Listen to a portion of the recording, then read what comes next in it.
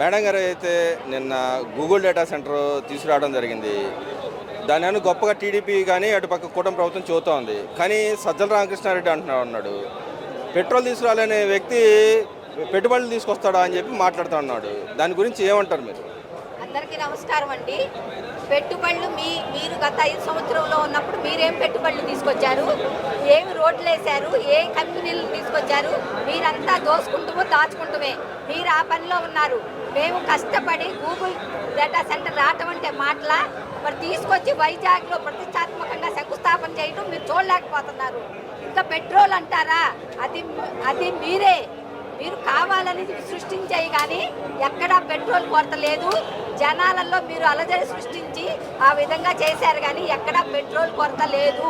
ఉంటే ఒప్పుకోను అని చెప్పి బాబు గారు ముందే హెచ్చరించారు పెట్రోల్ బంకుల వాళ్ళందరినీ కూడా. ప్రతి పెట్రోల్ బంక్ దగ్గరికి అధికారుల్ని పోలీసుల్ని పంపించి పర్యవేక్షణ చేపించారు. మీకుందా అది? మీ గత ప్రభుత్వంలో మీరు చేశారా అని మేము అడుగుతున్నాము. అంటే ఆ టైంలో కరోనా అంతా పెద్ద దాన్నే హ్యాండిల్ చేశాడు మా Jaganmohan Reddy. After all petrol diesel maintain చేయలేడని చెప్పి అడుగుతా ఉన్నారు కదా. ఏంటండి, కరోనా టైంలో ఎన్ని కష్టాలు పడ్డారు ప్రజలు, అందరూ చూశారు. ప్రజలందరూ చూశారు ఎంతమంది చనిపోయారు. కరోనా వల్ల ఎంతమంది చనిపోయారు. ఏం చేశారు మీరు కరోనాకి? ప్రతి ఊర్లో గ్రామ నాయకులు, తెలుగుదేశం పార్టీ వాళ్ళు అందరూ కలిసి కూరగాయలు కానీ బియ్యాలు కానీ పంచిపెట్టి మేము చేయబట్టే మాకు అంత మెజార్టీ ఇచ్చి మీకు 11 ఇచ్చారు. అది గుర్తుపెట్టుకోండి. అంటే కొంతమంది వైసీపీ నాయకులు కూడా మాట్లాడుతూ ఉన్నారు, మీకు పెట్టుబడులు తీసుకురావడం చేత కాదు, పెట్రోల్ తీసుకురావడం చేత కాదు, మా నాయకుడి దగ్గర నుంచి నేర్చుకోండి, మా నాయకుడి దగ్గర ఆయన నేర్పుతాడని చెప్తా ఉన్నారు. ఏం నేర్చుకోవాలండి? చెట్లు కొట్టించడము, పరదాల సాటిని వెళ్తాము నేర్చుకోవాలా? ఏంటి నేర్చుకునేది?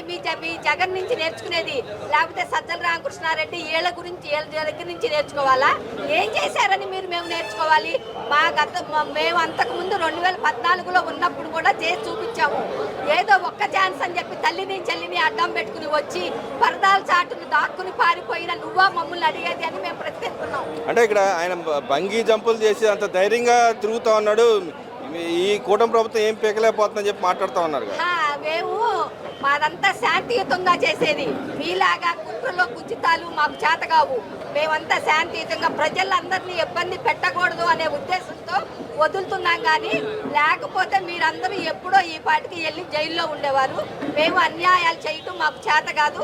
మా ప్రభుత్వం ఏంటంటే శాంతియుతంగా ప్రజలందరూ సుఖ సంతోషాలతో ఉండాలి, అందరికీ ఉద్యోగాలు కల్పించాలి, అందరికీ రోడ్లు బాగుండాలి, ఇదే మా కంపెనీలు తేవాలి, యువతకు ఉద్యోగాలు వాళ్ళు అనే దాంట్లోనే ఉన్నారు. కానీ మీలాగా ఎంతసేపు ఎవరిని అరెస్ట్ చేద్దామా, ఎవరిని తోద్దామా, సోషల్ మీడియాలో ఏం పెడుతున్నారా అనేది కుట్రలు చేయటం మాకు చేత కాదు.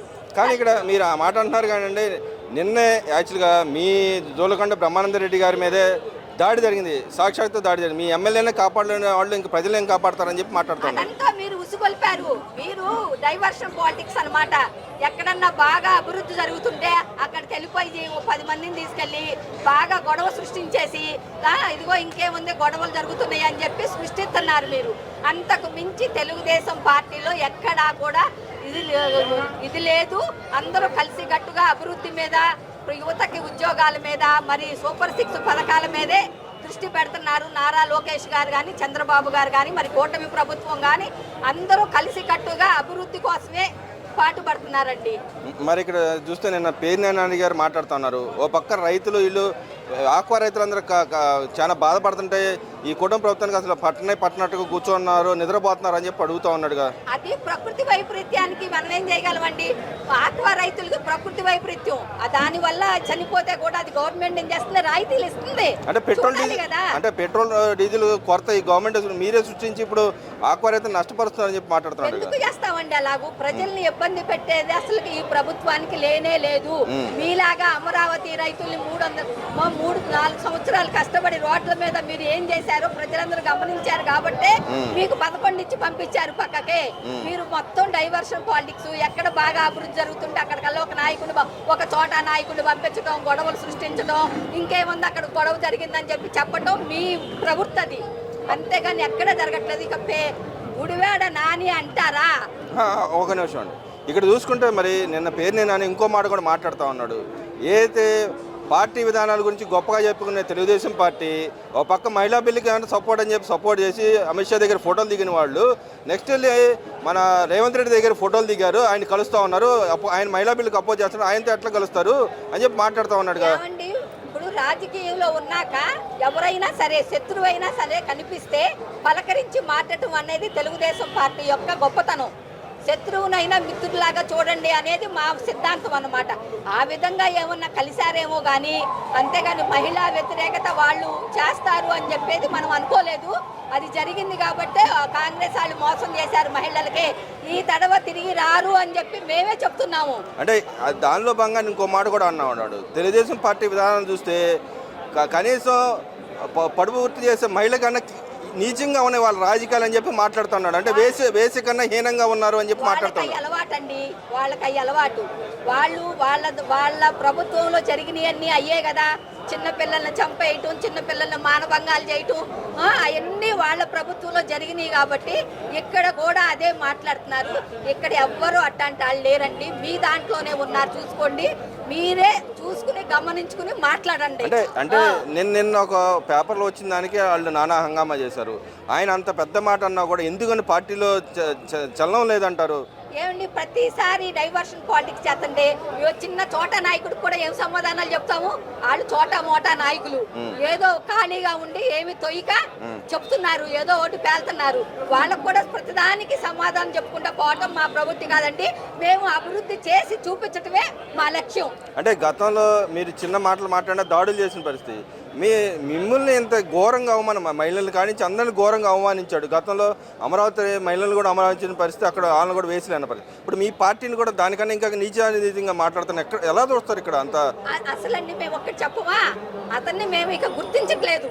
జగన్ అనే మనిషిని, జగన్ మనుషుల్ని మేము అసలు గుర్తించట్లేదండి.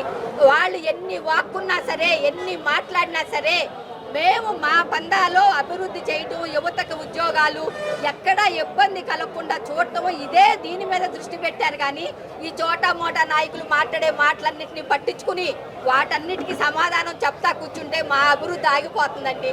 మేము కూడా అలాగే అయిపోతాం. ఈ చిన్న చిన్న వాళ్ళందరినీ జైలు పంపించుకుంటా, ఇది మా సంస్కృతి కాదు అని మీకు ఇంకొకసారి చెప్తున్నానండి. అంటే ఇక్కడ మీరు ఆ మాట అంటున్నారు, కానీ గతంలో ఏదైతే కార్యకర్తలు కానీ వీళ్ళని కానీ హింసిస్తే నా రెడ్ బుక్ రాజ్యాంగం నడిపిస్తానని లోకేష్ గారు చెప్పారు. మరి ఈ టైంలో కూడా ఇలాంటి మాట్లాడే వాళ్ళ మీద ఎందుకు నడవలేకపోతుందంటారు? అది రెడ్ బుక్ అంటేనండి ఉంది, దానికి ఒక్కొక్కరు వెళ్తున్నారు, మాకు ఇంకా ఉంది. అప్పుడే కాదు, వచ్చే రాగానే మీలాగా మేము చేస్తే మీతో మేము సమానం అయిపోతాము. ఎవరు తప్పు చేస్తే, తప్పు కనుక కనిపెడితే వాళ్ళని వదిలిపెట్టను అని నారా లోకేష్ బాబు గారేంటి, చంద్రబాబు నాయుడు గారేంటి చెప్తారు. అన్యాయంగా మాత్రం చెయ్యము, వాళ్ళ మీద ప్రూఫ్ ఉంటే మాత్రం వదిలిపెట్టము అని ఖచ్చితంగా చెప్తున్నారు. అంటే ఇక్కడ మరి పక్కన కోర్టు అయినా వ్యక్తిగత హననం చేస్తే వాళ్ళని అరెస్ట్ చేసి లోపలేండి, ఎందుకు పోలీసులు ఉదాసీనతగా ఉన్నారని చెప్పి అంటా ఉన్నారు. మరి ఇలాంటి వ్యాఖ్యలు చేసిన ప్రజల్లో మాకు వ్యతిరేకత వస్తుంది, మీకు అనుకూలంగా వస్తుంది అని చెప్పి వాళ్ళు అలా మాట్లాడుతున్నారండి. మేము ప్రజా వ్యతిరేకులం కాదు. అంటే ఇక్కడ కోర్టే చెప్పింది కదా, కోర్టే చర్యలు తీసుకున్నప్పుడు ఎందుకు భయపడాలంటారు? ఇక్కడ భయం అనేది ఏమి లేదండి. మేము అభివృద్ధి మీద దృష్టి పెట్టాము. ముందు అమరావతి అవ్వాలి, అమరావతి అయినాక పోలవరం అవ్వాలి, యువతకు ఉద్యోగాలు అన్నాము ఇవ్వాలి, డేటా సెంటర్లు, గూగుల్ సెంటర్లు అవన్నీ తీసుకురావాలి. దాని మీదే ఉంది తప్పితే మా దృష్టి ఇంకొకటి దాని మీద లేదు. అంటే మీరు ఆ మాట అంటున్నారు, కానీ అమరావతి కోసం పెట్రోల్ డీజిల్ దాచిపెట్టి కొరత సృష్టించాడు చంద్రబాబు నాయుడు అని చెప్పి మాట్లాడుతూ ఉన్నారు. మీరు చేశారండి, మీరు జనాల్లో పెట్రోల్ బంకులను కొనేసి మీరు సృష్టించిన కలకలం అది. ఏదైనా డైవర్షన్ పాలిటిక్స్ అనేది మీకు బాగా అలవాటు. ఎక్కడన్నా కొంచెం జరిగిందంటే దాంట్లో దూరిపోయి పెద్దగా చేయటం అనేది మీకు అలవాటు. కాబట్టి మీరు దాన్ని డైవర్షన్ పాలిటిక్స్ చేస్తున్నారని చెప్పి మేము అంటున్నాము. ఎక్కడా పెట్రోల్ కొరత లేదు. ఉంటే ఇంతమంది కార్లు, ఇంతమంది జనము ఎలా వస్తారండి? చెప్పండి మీరే.